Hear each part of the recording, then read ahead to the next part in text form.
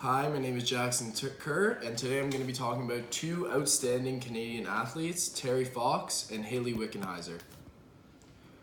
So, first off, sports and years of involvement for Terry Fox. He started playing sports in grade school by playing baseball.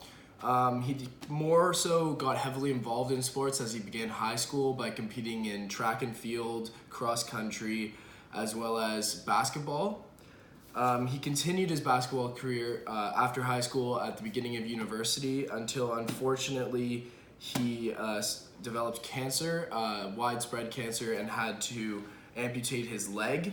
After that, he began to play wheelchair basketball for the Canadian national team, and they won multiple national championships while he was on this team in 1978 and 1979. So Hayley Wickenheiser. She began to play hockey at the age 5 and progressed playing until retirement in 2017. She played softball for the Canadian Olympic team that went to Sydney.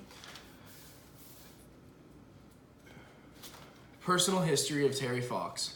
He was born on July 28, 1958 in Winnipeg. Was the second of 4 children born in his family. They moved to Vancouver in 1966 and then later moved to Port Coquitlam. As touched on earlier, Terry's leg was amputated in 1977 when he was only 18 years old, so at a very, very young age. Sadly, he passed away 4 years later at just 21 years old in 1981. Now, the personal history of Hayley Wickenheiser. She was born on August 12th in 1978 in Shaunavon, Saskatchewan. She never married anyone, but she did adopt a son named Noah. She has 2 siblings, a brother and a sister, and attended both the University of Calgary and Simon Fraser University, where she earned her master's in kinesiology.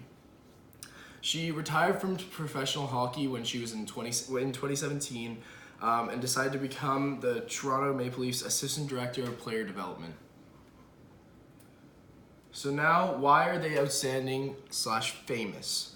So for Terry Fox, while we all know, as shown on the slide in the top right corner, what the Terry Fox run is as Canadians, I'm going to touch on a few things that he did in his younger years that made him an outstanding individual before he was indeed famous. The first was, when he first started playing basketball in high school, he was not a good basketball player. The only reason he actually made his team was because it was a walk-on team and there was no cuts. At this time, his coach told him that he was not going to play any minutes on the team and he was just going to be a bench player for them. This truly upset him, as he wanted to be the best he possibly could. So he trained for 3 hours a day for the whole 4 years he was in high school. And by the time he was a senior, he was considered to be the best player on the entire team. And this was shown as he was offered a spot to play in university. As touched on earlier, after his leg amputation, he was persistent to be a strong wheelchair basketball player, as that was the closest thing to basketball, which was his top choice as sport. In order to do this, he wheelchaired up mountains in order to improve his endurance. This truly shows the willpower that he has, as nobody was forcing him to do these things, but he was so persistent to be the best he possibly could at what he was doing, that he was willing to put in the hours to do things that no one had ever done before. Alright, so now to talk about the Terry Fox run. The Terry Fox run was started after Terry developed his first set of cancer and had his leg amputated, and decided that he was going to run across Canada in order to raise money for cancer research. Despite only having one leg and having to use a prosthetic leg, he did indeed start on April 12th in 1980 in St. John's, Newfoundland, and on average ran about 42 kilometers a day. This is roughly a marathon a day, which to any normal, healthy human being even would be impossibly hard on your body, but he had the willpower and the ability to continuously keep running. Unfortunately, he had to stop running once he reached Thunder Bay after covering already 5,373 kilometers, which is a ridiculous amount of kilometers for the amount of time he had been running. The reason for this was that the cancer had come back and had invaded his lungs, making him unable to run for long distances anymore. So why is Hayley Wickenheiser outstanding or famous? She was the youngest member chosen from the Canadian women's national team. She was only at age 15. This is the youngest woman ever to compete in an Olympics. And her Olympic career spanned 23 years and won 5 Olympic medals. She was the MVP in 2002 and 2006, as well as competed in the Olympics in both hockey and softball. She was the first Canadian women's athlete to compete in multiple different sports in the Olympics.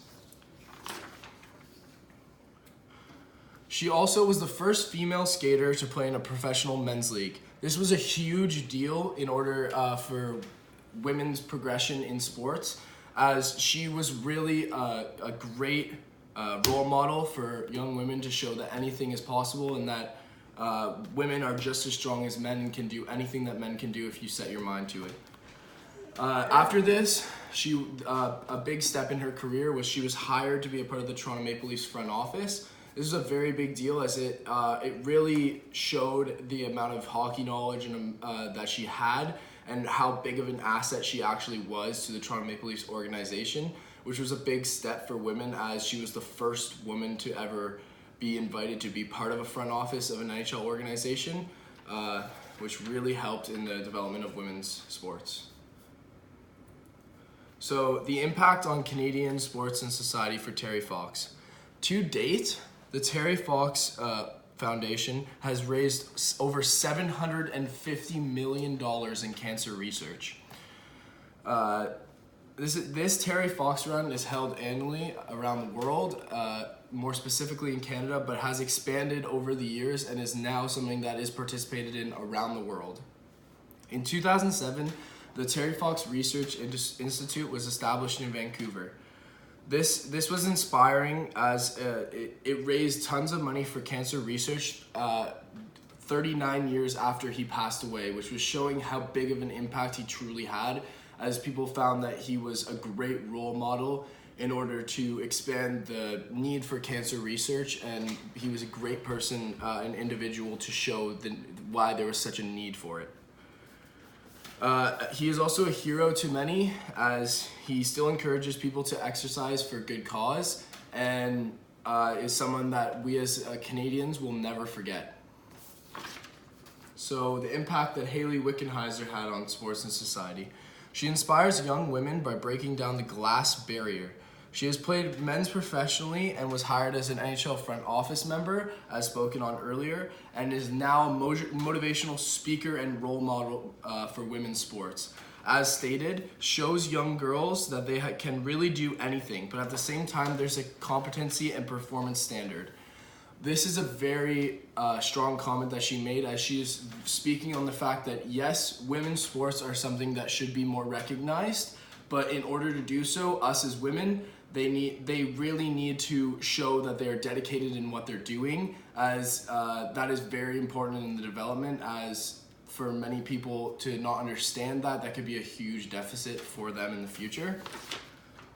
Also, she has been involved in organizations that promote across Canada and the world, including Right to Play in Kids Sport, as she has been a face of these franchises for women's sports.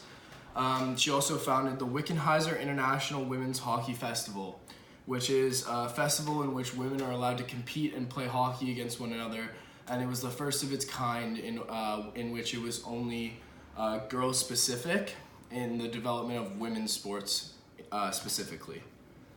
Thank you for my presentation. I hope you enjoyed.